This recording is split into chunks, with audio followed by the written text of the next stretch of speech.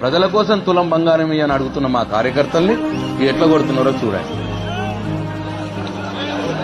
ఒకవైపు నిలబడి అడుగుతున్నారు. అది కూడా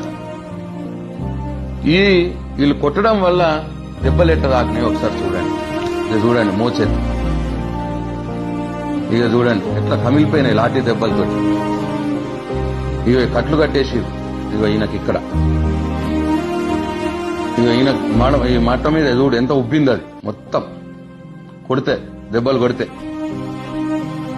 ఇక ఈయనకి భుజం మీద ప్లస్ ఈ మోచేతికి మొత్తం కూడా కొడితే వాసి ఉబ్బినాయి. ఇక ఈయన కాలు, ఇక ఈయనకి ఎట్లా ఉబ్బింది చూడండి, ఎర్రగా కందిపోయి ఉబ్బింది. ఇక ఈయనకి ఇక చెయ్యి, ఈ చెయ్యి మీద ఇగో మొత్తం బొటన వేలు, ఈ వేలు మీద, ఈయనకి భుజం మీద. ఇక వీడియో చూడండి ఎట్లా దాకినాయో, వాళ్ళకు ఎట్లా కందిపోయినాయి, ఎట్లా దాకినాయో, ఎంత దుర్మార్గంగా కొట్టినారో పోలీసులు చూడండి. ఎందుకు ఇది? మేము ఆయన చేసిన తప్పేంది?